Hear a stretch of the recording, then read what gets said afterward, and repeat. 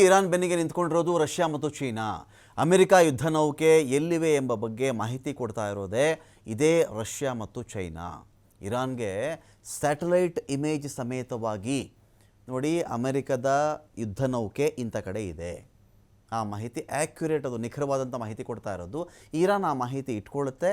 ಚೈನಾದ ಬೀಡೋ ನ್ಯಾವಿಗೇಷನ್ ಸಿಸ್ಟಮನ್ನು ಬಳಸ್ಕೊಳ್ಳುತ್ತೆ. ಎಕ್ಸಾಕ್ಟಾಗಿ ಅದನ್ನು ಟಾರ್ಗೆಟ್ ಮಾಡ್ಕೊಂಡು ಹೊಡಿತಾ ಇದೆ. ಇಲ್ಲಿ ಸ್ಯಾಟಲೈಟ್ ಇಮೇಜ್, ಉಪಗ್ರಹ ಚಿತ್ರ. ಒಂದು ನೌಕೆ ನೀರಲ್ಲಿ ನಿಂತ್ಕೊಂಡಿರುತ್ತಲ್ಲ, ನಿಂತಿದ್ದಾಗ ಅದು ಎಲ್ಲಿದೆ ಅಂಥೇಳಿ ಉಪಗ್ರಹ ಅದನ್ನು ಸೆರೆ ಹಿಡಿದು ಅದನ್ನೇನು ಮಾಡ್ತಾ ಇದೆ, ರಷ್ಯಾ ಸೆರೆ ಹಿಡಿದು ಇರಾನ್ಗೆ ಆ ಮೆಸೇಜ್ ಕೊಡ್ತಾ ಇದೆ. ಇಂಥ ಅಕ್ಷಾಂಶ, ಇಂಥ ರೇಖಾಂಶದ ನಡುವೆ ಈ ಒಂದು ಹಡಗು ನೆಲೆ ನಿಂತಿದೆ ಅಲ್ಲಿ, ಅದನ್ನು ಟಾರ್ಗೆಟ್ ಮಾಡ್ಕೊಂಡು ಹೊಡೀರಿ ಅಂಥೇಳಿ ಇರಾನ್ಗೆ ಒಂದು ಕಡೆಯಿಂದ ರಷ್ಯಾ, ಇನ್ನೊಂದು ಕಡೆಯಿಂದ ಚೀನಾ ಮಾಹಿತಿ ಕೊಡ್ತಾ ಇರೋದು. ರಷ್ಯಾ ಅಧ್ಯಕ್ಷ ಪುಟಿನ್ಗೆ ಈ ಬಗ್ಗೆ ಕರೆ ಮಾಡಿರೋದು ಅಮೆರಿಕ ಅಧ್ಯಕ್ಷ ಟ್ರಂಪ್. ಇಲ್ಲೇನಾಗುತ್ತೆ, ಅಮೆರಿಕವನ್ನು ಇದೇ ಥರ ಬಿಟ್ಟುಬಿಟ್ರೆ ಇವತ್ತಿಗೆ ವೆನಿಜುವೆಲಾ ಟಾರ್ಗೆಟು, ನಾಳೆ ಗ್ರೀನ್ಲ್ಯಾಂಡ್ ಟಾರ್ಗೆಟು, ಇವತ್ತಿಗೆ ಇರಾನ್ ಟಾರ್ಗೆಟು, ಇದಾದಮೇಲೆ ಕ್ಯೂಬಾ ಟಾರ್ಗೆಟ್ ಅಂತೆ. ಇದೇ ಥರ ಅಮೆರಿಕ ತನ್ನ ಸಾಮ್ರಾಜ್ಯ ವಿಸ್ತರಣೆ ಮಾಡಿಕೊಂಡು ತನ್ನ ಬಾಲ ಬಡುಕರಿಗೆ ತಾನು ಹೇಳದಂತೆ ಕೇಳುವಂಥ ವ್ಯಕ್ತಿಗಳನ್ನು ತಂದು ಆಯಾ ದೇಶಗಳ ಅಧ್ಯಕ್ಷರನ್ನಾಗಿ ಕೂರಿಸ್ಬಿಟ್ರೆ ಅಮೆರಿಕದ ಪ್ರಾಬಲ್ಯ ಹೀಗೆ ಹೋಗ್ತಾ ಇರುತ್ತೆ. ರಷ್ಯಾ ನಾನು ಯುದ್ಧ ಮಾಡಿಬಿಟ್ರೆ ಅಮೆರಿಕ ರಷ್ಯಾ ಯುದ್ಧ ಅಂತ ಬಿಂಬಿಸ್ಬಿಡ್ತಾರೆ. ಚೈನಾ ಅಮೆರಿಕ ಯುದ್ಧ ಅಂತ ಆದರೂ ಬಿಂಬಿಸ್ಬಿಡ್ತಾರೆ. ಅದಕ್ಕೇನು ಮಾಡಬೇಕು? ಪ್ರಾಕ್ಸಿ ವಾರ್ ಮಾಡಬೇಕು. ಇರಾನ್ ಪ್ರಾಕ್ಸಿ ವಾರ್ ಮಾಡೋದು ಹೇಗೆ? ಇರಾನ್ ಪ್ರಾಕ್ಸಿ ವಾರ್ ಮಾಡೋದು ಉಗ್ರಗಾಮಿ ಸಂಘಟನೆಗಳ ಮೂಲಕ. ಅದರಲ್ಲಿ ಹಮಾಸ್ ಬರುತ್ತೋ, ಹೆಜ್ಬುಲ್ಲಾ ಬರುತ್ತೋ, ಇನ್ನೊಬ್ಬರು ಬರುತ್ತಾರೋ ಬೇರೆ ವಿಚಾರ. ರಷ್ಯಾ ಏನು ಮಾಡ್ತಾ ಇದೆ, ಹೇಗಿದ್ದರೂ ಇರಾನ್ ಇದೆ, ನಾನು ಒಂದು ಕಡೆ ಶತ್ರುವಿನ ಶತ್ರು ಮಿತ್ರ ಅಂತ. ರಷ್ಯಾಗೆ ಶತ್ರು ಯಾರು? ಅಮೆರಿಕ. ಚೀನಾಗೆ ಶತ್ರು ಯಾರು? ಅಮೆರಿಕ. ಈ ಅಮೆರಿಕಾಗೆ ಶತ್ರು ಯಾರಿರೋದು ಈಗ ಸದ್ಯಕ್ಕೆ? ಇರೋದು ಇರಾನ್ ಬಳಸ್ಕೊಳ್ಳೋಣ, ಇರಾನ್ ಮೂಲಕ ಡ್ಯಾಮೇಜ್ ಮಾಡೋಣ. ಶಸ್ತ್ರಾಸ್ತ್ರ ಪೂರೈಸಿದ್ರು ಆಶ್ಚರ್ಯ ಇಲ್ಲ ಇವರು.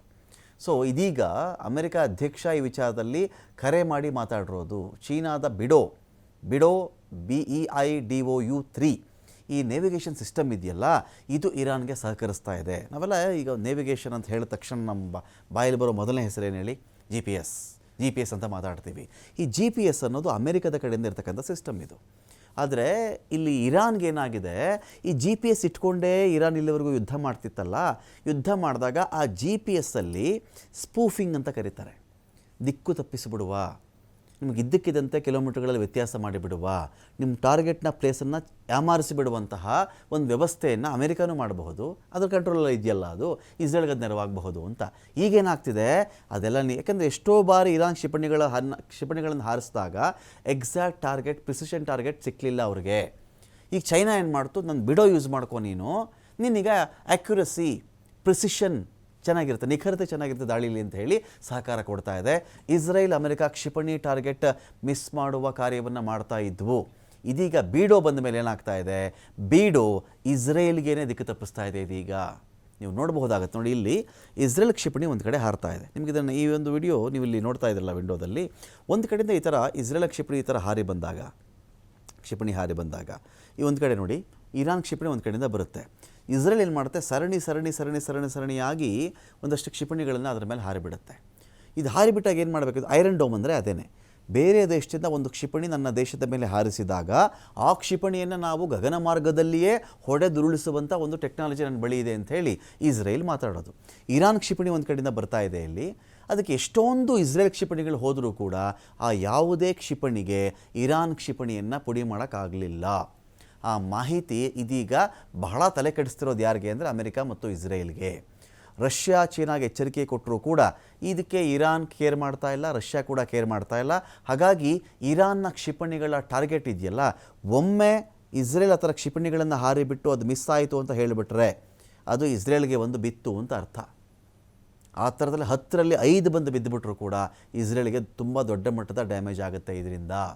ಸೊ ಬಿಡೋ 3 ನ್ಯಾವಿಗೇಷನನ್ನು ಸಂಪೂರ್ಣವಾಗಿ ಬಳಸ್ಕೊಳ್ತಾ ಇರೋದು ಇರಾನ್. ಕಳೆದ ವರ್ಷ ಇರಾನ್-ಇಸ್ರೇಲ್ ವಾರ್ನಲ್ಲಿ ಇರಾನ್ನ ಕ್ಷಿಪಣಿಗಳು ಗುರಿ ತಪ್ಪುತ್ತಾ ಇದ್ವು. ನಿರ್ದಿಷ್ಟ ಗುರಿ ತಲುಪೋದಕ್ಕೆ ಇರಾನ್ ಕ್ಷಿಪಣಿ ಹೆಣಗ್ತಾ ಇದ್ದ ಬಗ್ಗೆ ಇರಾನ್ ಒಪ್ಕೊಂಡಿತ್ತು. ಆದರೆ ಈಗ ಇನ್ನೊಂದು ಕಡೆ ಏನು ಅಂದರೆ, ಒಂದು ಇರಾನ್ನ ಕ್ಷಿಪಣಿ ಈ ಥರ ಹಾರಿಬಿಟ್ಟಾಗ ಒಂದು $20,000 ಅಂತ ಅಂದ್ಕೊಳ್ಳಿ. ಇದನ್ನು ಡ್ಯಾಮೇಜ್ ಮಾಡೋಕ್ಕೆ ಇದೇ ಇಸ್ರೇಲ್ ಕಡೆಯಿಂದ ಅಮೆರಿಕ ಕಡೆಯಿಂದ ಏನಾದರೂ ಬಿಟ್ಟರೆ ಎಲ್ಲ $1,50,000 $75,000 ಖರ್ಚು ಅವ್ರಿಗಾಗ್ತಾ ಇದೆ. ಹಾಗಾಗಿ ಎಕನಾಮಿಕಲಿ ಕೂಡ ಈ ಒಂದು ವಾರ್ ವಿಚಾರದಲ್ಲಿ ಇರಾನ್ ಸ್ವಲ್ಪ ಸ್ಮಾರ್ಟಾಗಿ ಬಿಹೇವ್ ಮಾಡ್ತಾ ಇದೆ ಇಲ್ಲಿ. ಸೊ ಚೀನಾ 2020ರಲ್ಲಿ ನೇವಿಗೇಷನ್ಗೆ ಪ್ರತಿಸ್ಪರ್ಧಿ ಅಂತ ಕರೆಯಲ್ಪಡುವಂತಹ ಉಪಗ್ರಹವನ್ನು ಇಟ್ಕೊಳ್ತು. ಜುಲೈ 2020ಯಲ್ಲಿ ಬೀಜಿಂಗ್ನ great hall of the people ಕಾರ್ಯರೂಪಕ್ಕೆ ತಂದಿದ್ರು. ಇದನ್ನು 1996 ತೈವಾನ್ ಬಿಕ್ಕಟ್ಟಿನ ನಂತರ ಚೀನಾ ನನಗೆ ಅಮೆರಿಕದ ಬೇಡ, ನಾನು ನೇವಿಗೇಷನ್ ಸಿಸ್ಟಮ್ ಇಟ್ಕೊಳ್ತೀನಿ ಅಂಥೇಳಿ ಈ ನೇವಿಗೇಷನ್ ಸಿಸ್ಟಮ್ ಇಟ್ಕೊಂಡು ಅಮೆರಿಕ ಮೂಲದ, ಅಮೆರಿಕ ಕಡೆಯವರ, ಅಮೆರಿಕದ ಮಿತ್ರರ ಒಂದು ಕೌಂಟ್ರ್ ಕೊಡೋ ವಿಚಾರದಲ್ಲಿ ಇದನ್ನದು ಬಳಸ್ಕೊಳ್ತಾ ಇದೆ.